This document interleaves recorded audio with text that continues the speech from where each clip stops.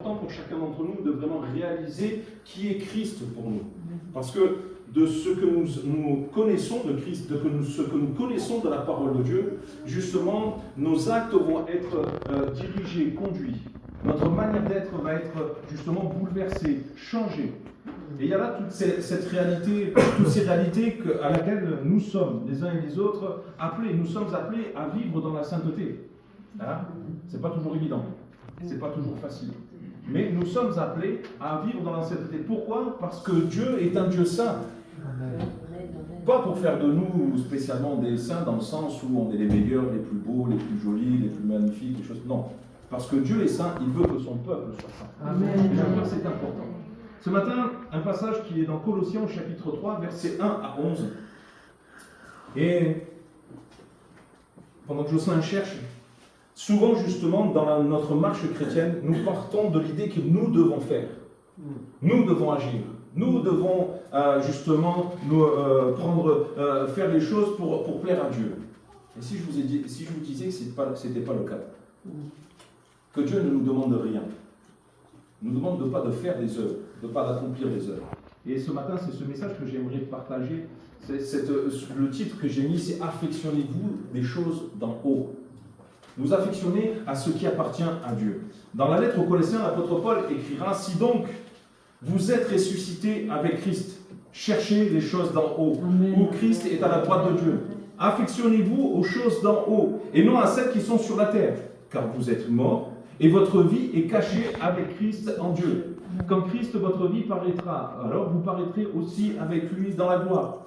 Faites donc mourir les membres qui sont sur la terre, l'impudicité, l'impureté, les passions, les mauvais désirs et la cupidité qui est une idolâtrie. C'est à cause de ces choses que la colère de Dieu vient sur les fils de la rébellion, parmi lesquels vous marchiez autrefois lorsque vous viviez dans ces péchés. Mais maintenant, renoncez à toutes ces choses, à la colère, à l'animosité, à la méchanceté, à la calomnie, aux paroles déshonnêtes qui pourraient sortir de votre bouche. Ne mentez pas les uns aux autres, vous étant dépouillés du vieil homme et de ses œuvres, et ayant revêtu l'homme nouveau qui se renouvelle dans la connaissance selon l'image de celui qui l'a créé. Il n'y a ici ni grec, ni juif, ni circoncis, ni incirconcis, ni barbare, ni scythe, ni esclave, ni libre, mais Christ est tout en tous. Amen. On dit amen à ces paroles, mais est-ce qu'on a réalisé ce qu'on vient de dire? Faites mourir les membres qui sont sur la terre, l'impudicité, l'impureté, la passion, les mauvais désirs, la cupidité, l'idolâtrie. C'est à cause de ces choses que la colère de Dieu vient sur les fils de la rébellion, parmi lesquels vous marchiez autrefois. Mais la méchanceté, la calomnie, les paroles déshonnêtes qui pourraient sortir de votre bouche, ne mentez pas les uns aux autres, vous étant dépouillés du vieil homme et de ses œuvres, ayant revêtu l'homme nouveau. Amen. C'est quand même une liste costaud. Est-ce qu'aujourd'hui c'est une réalité dans nous?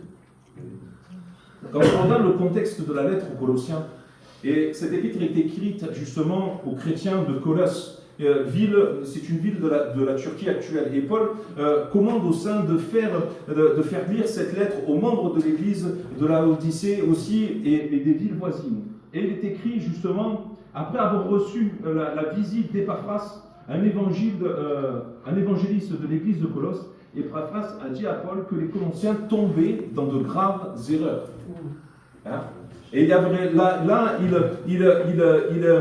va faire un rapport à l'apôtre Paul. Et l'apôtre Paul, toute la lettre aux Colossiens, va concerner toutes ces erreurs. Il s'estimait meilleur que les autres. Number one. Comme les Marseillais, à jamais les premiers. Et moi, je suis un Marseillais né le 1er juin, premier fils, premier petit-fils, jamais le premier, je peux le dire. Mais il s'imaginait les premiers. Il s'imaginait les meilleurs.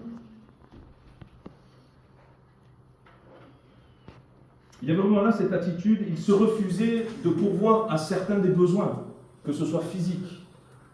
Il prescrivait des choses qui étaient contraires à la parole de Dieu. Et l'apôtre Paul va enseigner ces Colossiens et va les ramener aux réalités. Les Colossiens étaient tombés dans une pratique religieuse des textes bibliques et non plus dans une véritable communion avec le Créateur, avec celui et l'auteur de la parole de Dieu. Ils avaient aussi le sentiment de mieux comprendre les mystères de l'univers. Ils étaient meilleurs que les autres églises même. On est les premiers, à jamais les premiers, toujours, on restera les premiers. On comprend mieux, on a la connaissance, l'intelligence et tout ce qu'il faut. Il enseigne que le Christ justement, l'apôtre Paul enseigne que le Christ est l'image même de Dieu le Père et qu'il est le Créateur dans cette lettre. Qu'il est le chef de l'Église, qu'il est le premier à être ressuscité et le Rédempteur. Il est le chef de toute domination et de toute autorité, dira-t-il dans Colossiens 2,10. Et qu'il a accompli sa mission divine sous la direction du Père, que Christ a accompli cette mission-là. Et la lettre aux Colossiens se divise, c'est vrai, en trois grandes parties. Paul salue les croyants de Colosse et leur déclare que Jésus-Christ est le Rédempteur, qu'il n'y en a pas d'autre. Et que c'est le seul moyen d'être sauvé, d'être racheté. Dans Colossiens 1,24 jusqu'à 2,23, l'apôtre Paul avertit et invite les Colossiens à ne pas croire aux philosophies erronées, aux traditions humaines, au culte des anges, à ne pas tomber dans les excès ou dans les extrêmes. Et il y a cette vigilance, et j'aime beaucoup parce que l'apôtre Paul est très équilibré dans ses écrits, dans sa manière d'écrire et d'aborder les différents sujets. De ne pas prescrire, d'arrêter de manger, de jeûner. Aujourd'hui, c'est des choses qu'on entend. Hein. Je veux dire, le jeûne intermittent, le jeûne à plein temps ou à temps partiel, enfin des choses comme ça, des philosophies. Mais imaginez ces hommes en train de faire ça avec la parole de Dieu. Utiliser la parole de Dieu pour justifier des actes et des situations. Et dans Colossiens 3:1 jusqu'à 4:18, l'apôtre Paul exhorte les chrétiens à s'attacher aux choses d'en haut, à abandonner les péchés et de leur vie justement passée et à être miséricordieux les uns envers les autres. Et dans le passage que nous avons pris, nous voyons Paul rappeler aux Colossiens ce lien qu'ils ont et auquel ils sont appelés en Jésus-Christ. En Jésus-Christ. Faire mourir les membres, et ce sera mon premier point. C'est quand même cruel comme parole. Faire mourir un membre. Il y a parfois, et je ne sais pas si vous avez lu des articles, des hommes et des femmes qui s'amputent et qui se font amputer un membre. Parce que ça les gêne, ils n'arrivent pas, ils ont besoin que... Voilà. Il n'y a pas de raison médicale. C'est juste parce que voilà, ça ne va pas. Ça ne leur plaît pas. Il y a des hommes et des femmes qui font ça. Et qui préfèrent vivre manchot plutôt qu'avoir de bras. Ou qui vivent au cul de jatte parce qu'ils n'ont pas envie d'avoir de jambes. C'est incompréhensible. Imaginez là dans ce texte cette réalité où l'apôtre Paul invite les Colossiens à faire mourir ces membres.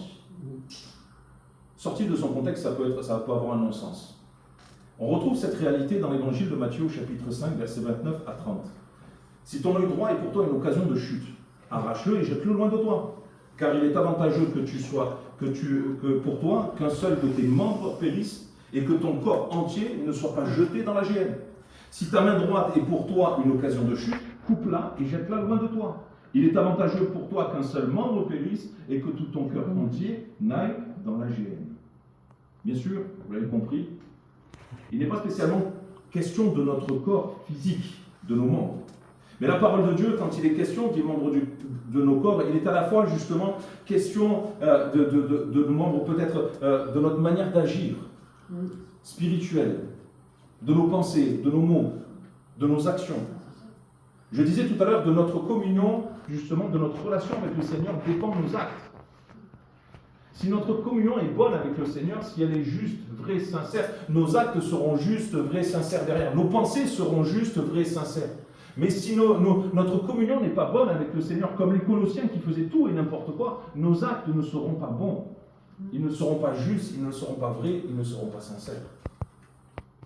Et c'est là ce que l'apôtre Paul et même Matthieu dans l'évangile, quand il écrit cela, met en avant. C'est cette communion-là à laquelle nous sommes appelés, et c'est justement ces membres qui sont parfois on préfère regarder autre chose. C'est mieux ça. Ou on peut faire autre chose. On a appris il n'y a pas longtemps, une personne qu'on connaît, ça nous a un peu étonnés, mais elle essaie de s'arranger avec le système pour avoir un appartement. Ouais, mais tu as fait ça? Non. Oui, mais si je fais ça, je n'ai pas l'appartement, quoi. Je peux pas l'avoir. Oui. Tu mens. Oui, non, mais tu comprends, je veux cet appartement. Et parfois, on est comme ça. On s'arrange. On s'arrange. On s'arrange avec la parole de Dieu, on s'arrange avec nos actions en disant « Ouais, ça va, c'est pas bien grave. C'est pas grand-chose. » Vous savez que Une mauvaise habitude, une fois qu'elle est prise, elle est difficile à enlever. C'est vrai. C'est terrible. Moi, je l'ai surtout vu quand je travaillais dans le nucléaire, parce qu'il y a beaucoup de règles à respecter, et on est obligé, sinon c'est la mort derrière. Donc si on ne respecte pas les règles. Mais c'est compliqué quand on a des mauvaises habitudes, par exemple, de prendre les chaussures et de les jeter un peu loin, comme ça. Dans le nucléaire, on ne peut pas. Il faut les poser à un endroit bien précis, il faut se déshabiller à un endroit plus précis, prendre une douche, puis après se changer dans un autre. Il y a toutes ces règles. Et on s'aperçoit qu'en fait, on a des habitudes où on se dit, en fait, c'est pas bon. Et on est comme ça. On est comme ça. Nous pourrions penser, c'est vrai que comme l'écrit Paul, que ce sont nos actes concernés, mais Paul parle dans ce passage aussi d'un état de cœur, de ce qui est enraciné dans notre nature, de ce qui nous conduit au péché. Dans la lettre aux Romains, il le dira au chapitre 6, verset 13, ne livrez pas vos membres au péché comme un instrument d'iniquité. Ne livrez pas ce que vous êtes au péché. Si vous êtes de Christ, soyez avec Christ, mais si vous êtes du monde, soyez avec le monde. Ne soyez pas entre deux. Il dira dans la suite, mais donnez-vous vous-même à Dieu comme étant vivant de mort que vous étiez, et offrez à Dieu vos membres comme des instruments de justice. Et toujours dans cette même pensée, de notre communion dépend notre action. Nos mots, nos paroles, notre façon de penser, notre façon d'être. Et il est important de réaliser ces réalités-là. Et l'apôtre Paul caractérise vraiment le vieil homme au verset 9 du texte qu'on a pris dans le chrétien comme un corps qui est mort, crucifié. Il a reçu justement cette sentence. Mais cette réalité, il met aussi cette réalité en avant, mais dont les membres sont ont encore un peu de vie. Hein? Je ne sais pas si vous connaissez cette expression. Dans les églises, elle est souvent utilisée d'un homme qui est baptisé, et puis je suis un homme nouveau, mais bon, le vieil homme, quel goût, il est encore là, il est bien vivant. De temps en temps, il revient et. Mais c'est ce que l'apôtre Paul met en avant. Ne vous livrez pas au péché, n'abandonnez pas nos vies au péché. Paul nous demande dans ce passage une sacrée liste de choses qui sont à faire mourir.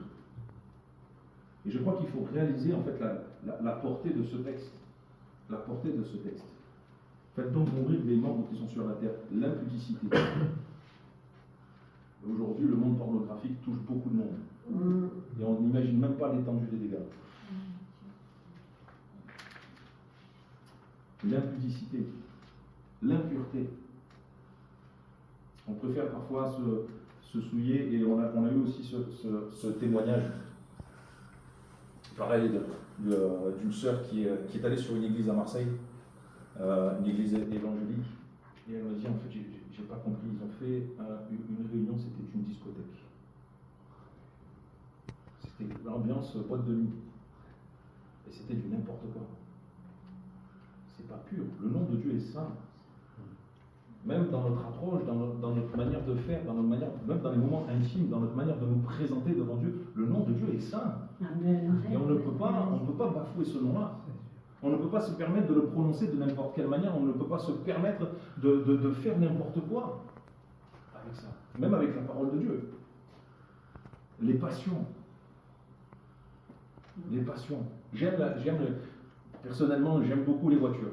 J'ai fait ma crise de quarantaine, je me suis pris une petite sportive, voilà, je veux dire, c'est vrai, c'est vrai. J'aime les voitures. Si je pouvais, je ne m'achèterais pas une Lamborghini. Moi, je préfère ce qu'on appelle les Young Glamour, les voitures, les R5 Turbo, des choses comme ça. Ce serait le top. Il y en a qui est d'accord avec moi. C'est parfait. Mais parfois, quand la passion nous dévore. Une fois, j'ai lu un article qui m'a étonné, où, dans les grandes lignes, en fait, il démontrait que le collectionneur est un homme orgueilleux. Parce qu'il aime montrer ce qu'il a amassé. Il aime montrer son. Je parle de voiture, mais je vais dire son garage, ses objets qu'il a amassés. Il aime parler, il aime les passions quand elles nous dévorent. Regardez les gens passionnés.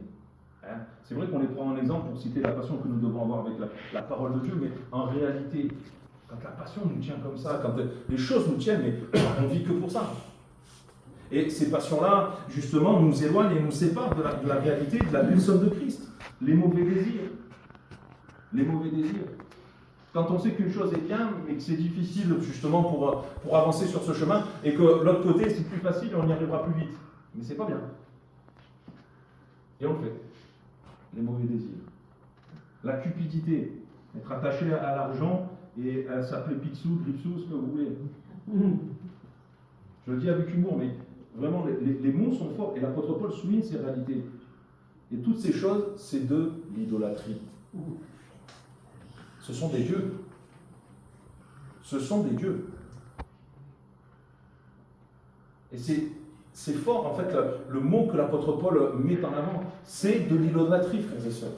Et il faut qu'on en prenne conscience. Et justement, Paul nous ramène dans ce texte et dans ces mots, à ces réalités, à notre communion avec le Seigneur de Dieu. Faites mourir. Faites mourir. Quand on regarde la racine grecque de ce mot, faire mourir exprime l'idée de littéralement donner la mort.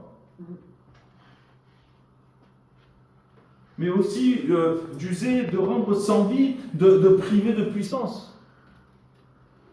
Imaginez-vous, dans votre vie, vous avez un chien adorable qui obéit à son maître, mais un chien qui est prêt à vous mordre aussi, à vous attaquer ou quoi que ce soit.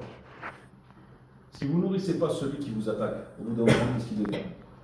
Il est calme et il meurt. C'est une réalité.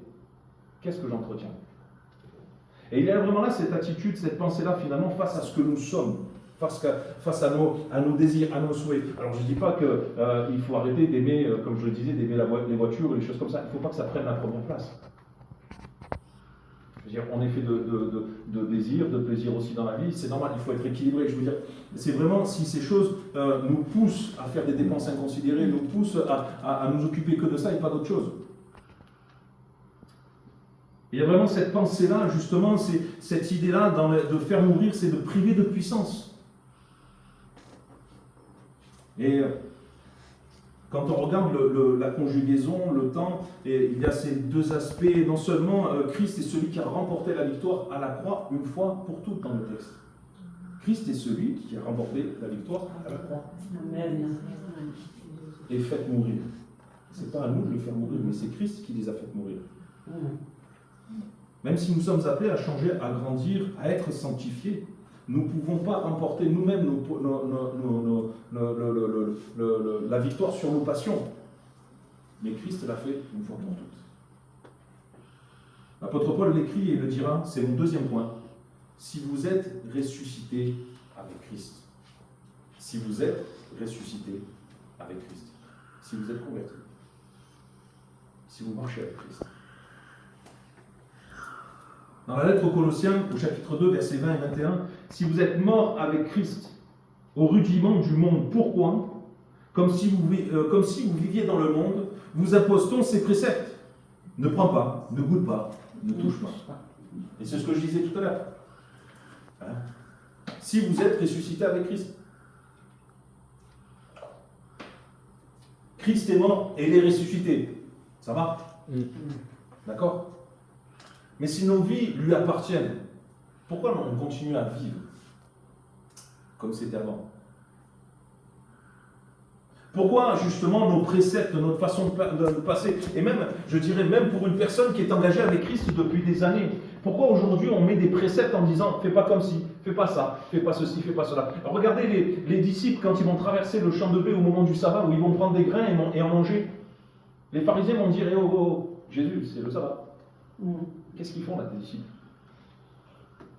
Et Christ va les ramener aux réalités de la parole, aux réalités de la loi et des commandements. Christ fait de nous des citoyens du ciel. Et l'apôtre Paul l'écrit encore aux Philippiens, chapitre 3, verset 1.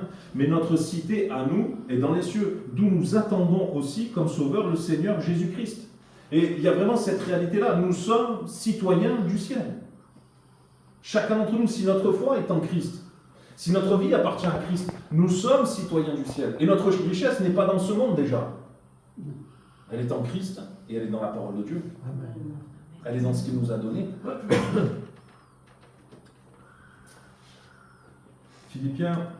Les Philippiens, c'est vraiment pas la même référence lorsque quelqu'un leur dit d'être citoyen d'une autre religion du monde.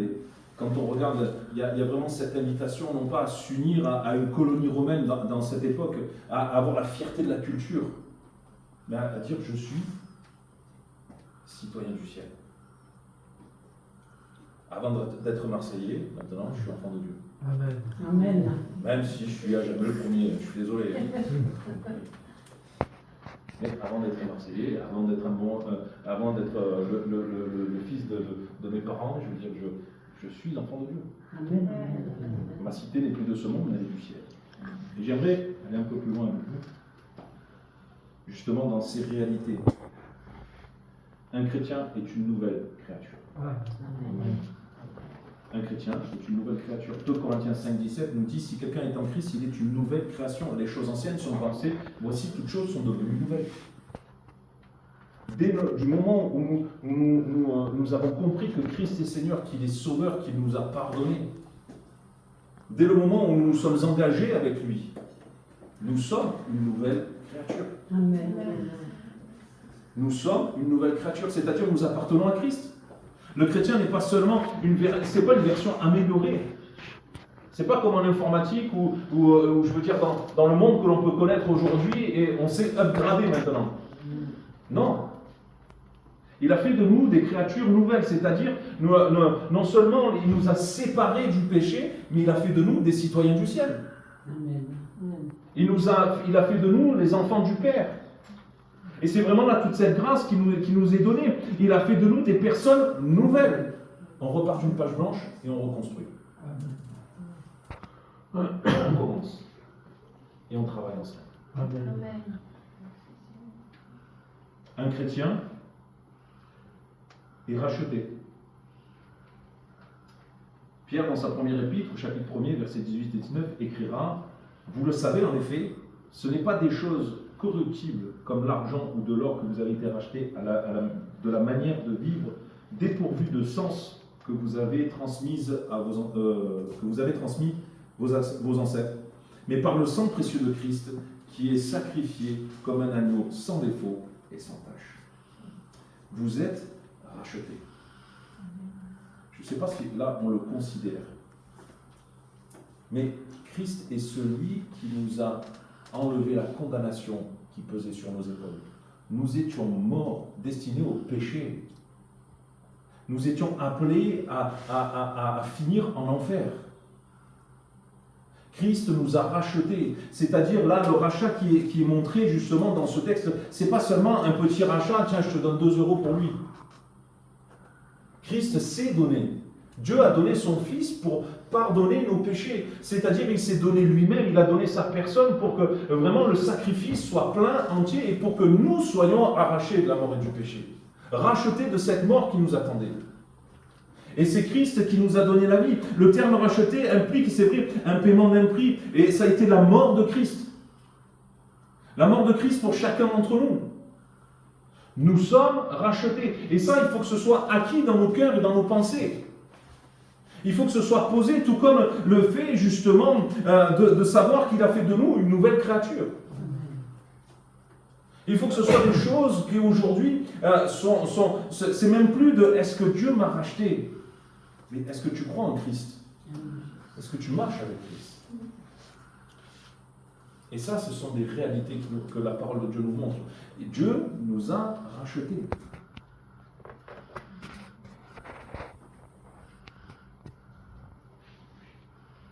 Quand on regarde, j'aimerais peut-être mettre une parenthèse, et j'ai mis cette phrase, pour qu'un chrétien puisse perdre son salut, il faudrait que Dieu lui-même révoque son rachat au prix de Jésus-Christ. Annule son achat au prix de Christ. Je ne sais pas si vous imaginez. Et je sais que dans le milieu chrétien évangélique, on parle souvent de est-ce qu'on peut perdre ta peur de la mort. Dieu nous a rachetés, pas pour nous laisser, pas pour dire écoute, je veux être remboursé. J'annule mon achat. Non, Dieu nous a rachetés une fois pour toutes. Amen. Mon troisième point, justement, c'est là aussi, un chrétien est justifié. L'apôtre Paul écrit aux Romains, chapitre 5, verset 1er, ainsi donc déclaré juste sur la base de la foi, Nous avons la paix avec Dieu par l'intermédiaire de notre Seigneur Jésus-Christ. Et être justifié, c'est être déclaré juste. Et là, encore une fois, ce n'est pas nous qui allons nous justifier par nos mots, nos actes, nos prières, notre façon d'être. C'est Christ qui nous a justifiés. C'est Christ qui a dit à Dieu, ils sont justifiés. Et je ne sais pas si vous vous imaginez, c'est lui qui a pris notre place. Tous ceux qui marchent avec Christ, tous ceux qui se sont donnés à Christ sont justifiés par Christ.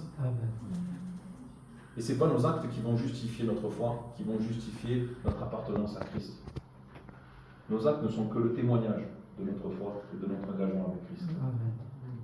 Il y a une nuance quand même. Il y a une nuance, et je tiens à la souligner quand même. Christ est celui qui a justifié nos vies et qui justifie encore les vies aujourd'hui. Mais nos actes ne sont que le témoignage de cette justification. Ils sont là que pour parler des réalités qui sont dans nos cœurs et dans nos vies. Dans le salut que Christ donne, il y a cette grâce qui est accordée justement à tous ceux qui marchent avec Christ, ils sont déclarés justes et Dieu devrait revenir sur sa parole, démentir ce qu'il a précédemment déclaré. Est-ce que croyez-vous que Dieu est un menteur pour dire au bout d'un moment, écoute, non, laisse tomber, c'est pas juste. J'ai tort. Nous, parfois, on a ce jugement, ces regards, et parfois, on agit rapidement dans nos pensées. Ceux qui sont pardonnés sont justifiés en Jésus-Christ. Et c'est Christ qui justifie nos vies. Ce n'est pas nos actes, ce n'est pas notre manière d'être. C'est Christ qui a justifié nos vies. Nos actes, je le redis, ne sont que le témoignage de cette justification, de cette foi qui est dans nos cœurs, de notre conversion. Un chrétien est assuré de sa glorification. Et dans Romains 8:30, ceux qu'il a prédestinés, il les a aussi appelés, ceux qu'il a appelés, il les a aussi déclarés justes. Et ceux qu'il a déclarés justes, il leur a aussi accordé sa gloire. Et là, c'est pareil. Toujours pareil, ce n'est pas nos actes qui font de nous le fait qu'on décroche la timbale à l'arrivée. Ce n'est pas notre manière d'agir ici-bas qui va faire de nous qu'on ait une gloire plus importante que d'autres. Frères et sœurs, prenons conscience que c'est Christ qui nous a glorifiés. Il a partagé sa gloire avec nous. Il a partagé toute sa sainteté avec nous. Il a partagé sa vie avec chacun d'entre nous. Et c'est une grâce qu'il fait à chacun. Et quand on regarde d'après Romains, nous sommes justifiés au moment où nous croyons et nous sommes justement aussi glorifiés. Ça va de pair avec la justification. C'est lié. On ne peut pas être que glorifié ou que justifié. Ça va de pair, ça va ensemble. Ça fait partie de Christ et de sa vie. Tout ce que Dieu a justifié, il les a aussi glorifiés en Jésus-Christ. Un chrétien a la promesse de la vie éternelle. On connaît Jean 3,16. Dieu a tant aimé le monde qu'il a donné son Fils uniquement afin que quiconque croit en lui ne périsse point, mais qu'il ait la vie éternelle. Oui, j'ai du mal.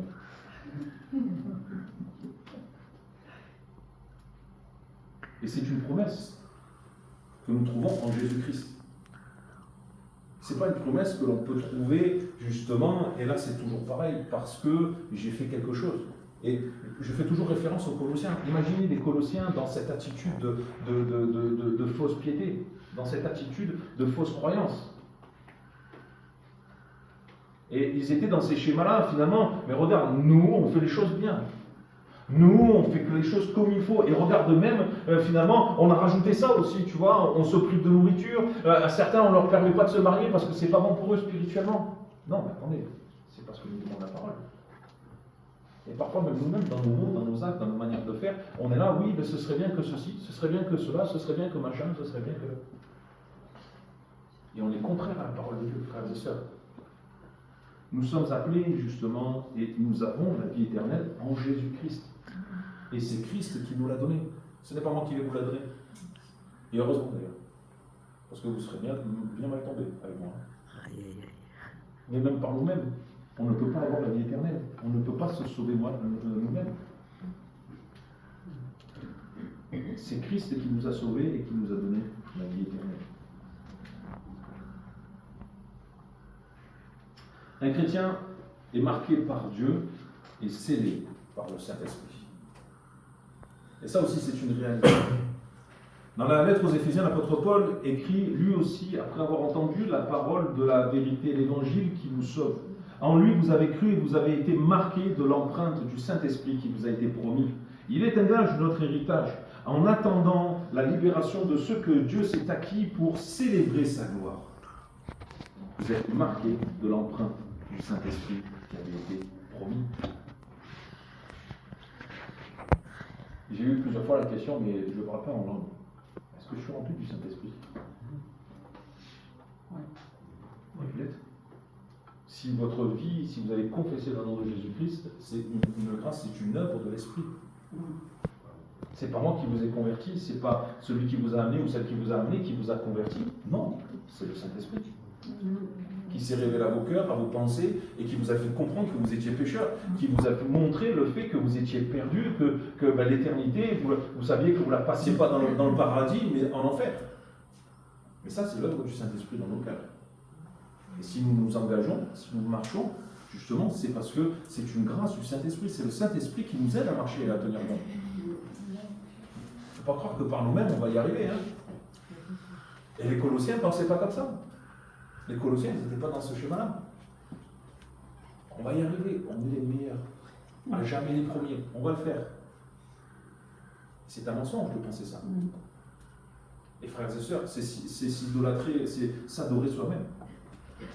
Et au moment où nous venons chrétiens, justement, nous croyons, nous avons la foi, marqués, scellés du Saint-Esprit, et c'est un gage, ça garantit notre héritage céleste. Regardez même, j'y pense maintenant, mais le Saint-Esprit atteste à notre esprit que nous sommes enfants de Dieu. C'est le Saint-Esprit qui met dans nos cœurs cette pensée, cette réalité. Il atteste à notre esprit que nous appartenons à Christ, que nous appartenons aux cieux, que nous avons justement un Dieu vivant et vrai. Il est celui justement qui nous conduira dans toute la vérité. Relisez les promesses que Jésus donne dans l'évangile de Jean. Et c'est quand même beau de savoir que finalement, le Saint-Esprit est bien présent, il est là et il va nous conduire, il va nous garder attachés à Christ et à la personne de Christ, attachés à la parole de Dieu, attachés à ses vérités. Il va nous rappeler tout ce que Dieu a annoncé, tout ce que Jésus-Christ a annoncé. Il va nous rappeler justement la bonne manière d'agir, la bonne manière de faire. Et c'est beau, c'est une œuvre de l'Esprit. Nous sommes scellés du Saint-Esprit. Le fait d'être scellés du Saint-Esprit, justement, c'est un témoignage pour chacun d'entre nous, et comme je le disais, que nous appartenons à Christ et que nous sommes sauvés. Notre assurance ne repose pas sur nos propres convictions, sur notre propre manière de faire, mais sur l'action du Saint-Esprit dans nos vies, dans nos cœurs et dans nos pensées.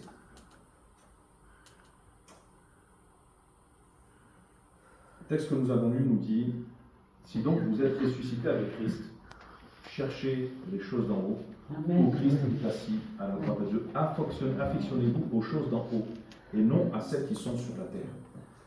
Car vous êtes morts, et votre vie est cachée avec Christ par Dieu. Paul se savait étranger sur cette terre. J'entendais une prédication par rapport à la conversion de Paul. On rêverait peut-être de cette conversion-là.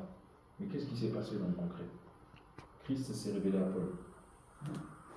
Mais Christ s'est révélé à nos cœurs. Amen. Il nous a confondus devant la réalité de nos âmes.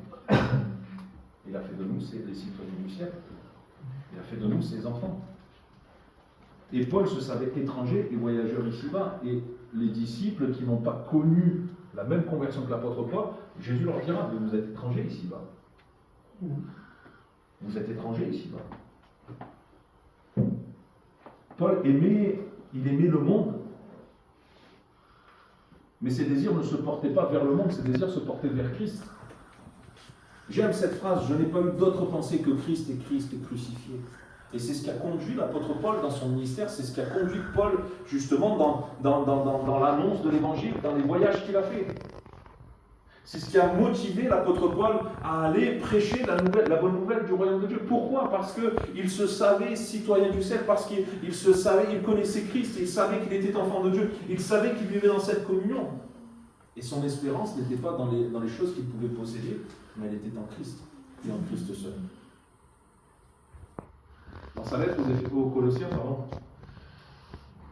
quand il les invitera à chercher les choses d'en haut, ce n'est pas un rappel à une pénitence sur terre, à faire pénitence. Et j'insiste encore là-dessus. Je vais le dire en d'autres termes, c'est un appel à la conversion. C'est un appel à la conversion. Rechercher les choses d'en haut. C'est un appel à se conformer à la parole de Dieu. C'est un appel à se conformer à la vérité, à la conduite du Saint-Esprit. Se conformer justement à la vie que Christ a donnée.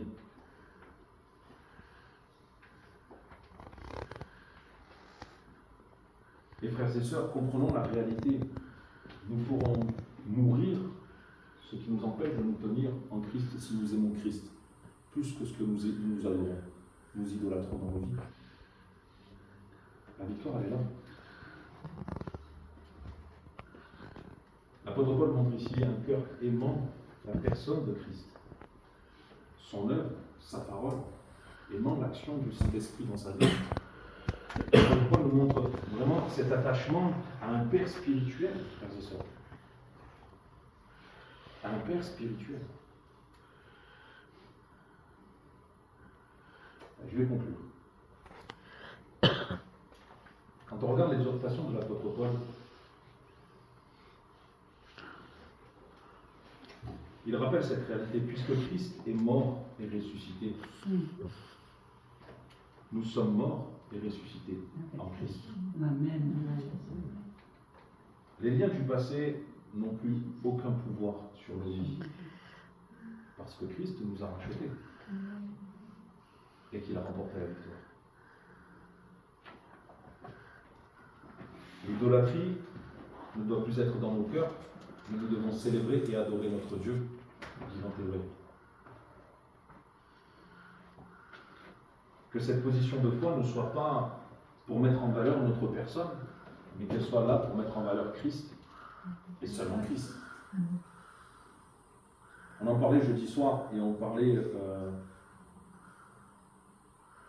c'est jeudi soir ou mardi matin? De la gloire de Dieu. Jeudi soir, merci Jean-Pierre.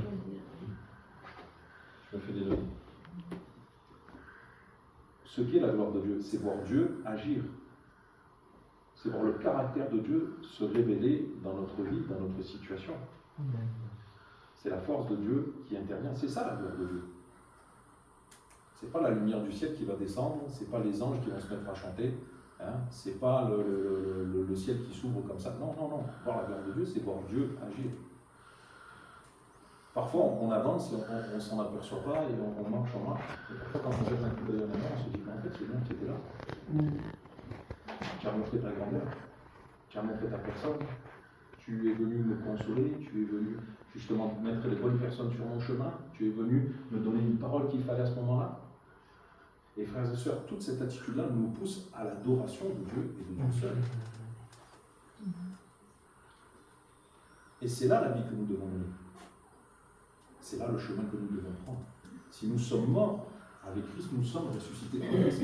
Les choses anciennes sont passées, toutes choses sont devenues nouvelles. J'aimerais terminer par ce passage dans 1 Jean chapitre 4, verset 17.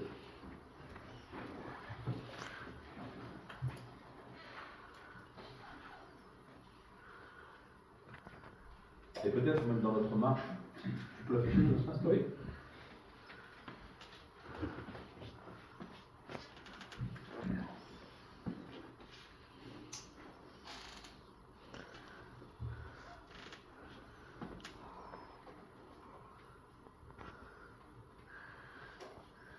Tel il est, tel nous sommes.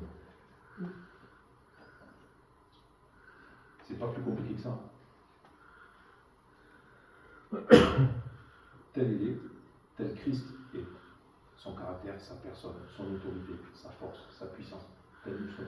Ça ne veut pas dire que nous sommes trop forts, frères et sœurs. C'est que nous avons la victoire en Christ. Et c'est Christ qui nous la donne.